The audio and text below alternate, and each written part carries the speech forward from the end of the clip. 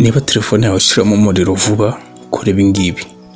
Abantu benshi birababangamira bikanabababaza kubona hari ibyo bari kwikorera telefone zabo zikaba zishizemo umuriro.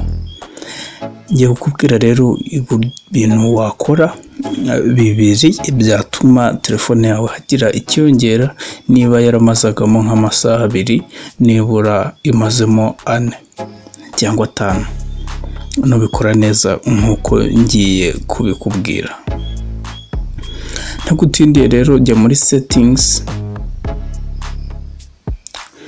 Numara kugera kuri settings urajya kuri applications and notification, ariko hano muri telefone yanjye byitwa app management.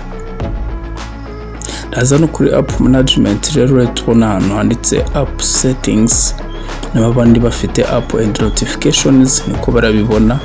Tutabona urutonde rw'ama applications yose ufite muri telefone yawe. Urabona ama application menshi rero amwe urayakoresha, andi ari nk'umurimbo, andi ntabwo yakoresha. Icyo urakora ni ukureba ya application udakoresha uyakorera icyitwa notification turn off, ufunge notification. Urugero nk'iyi ngiyo hejuru mfite A games sinyikoresha, ndayikandaho. Nimara kuyikandaho nkande kuri notifications mpite nkora turn off,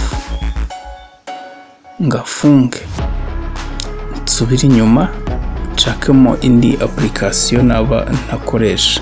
Nk'indi yitwa RW-KIGALI nayo sinyikeneye, nakanda kuri notifications mfunge. By'umwihariko wibanda kuri ari ama application akoresha internet, urugero nka Chrome browser. Ushobora kuba udakeneye notification ziturutseyo ukahakanda. Urabona yo ibifite noneho n'ibintu byinshi bituma umuriro wawe ushira uko wishakiye, ugakanda off. Ibi rero nubikora ku application yose ufite muri telefone bizatuma umuriro wiyongera kabisa. Niba yaramazaga amasaha 4 azaba 6 cyangwa 7. Ubu ama application yose udakoresha nibiriya wayakoresha. Hari nubwo na WhatsApp ushobora kuzifunga, wakenera kuraba kwandikiye ukajyayo. Ikindi rero wakora nta kindi uretse kuza hano muri battery lab,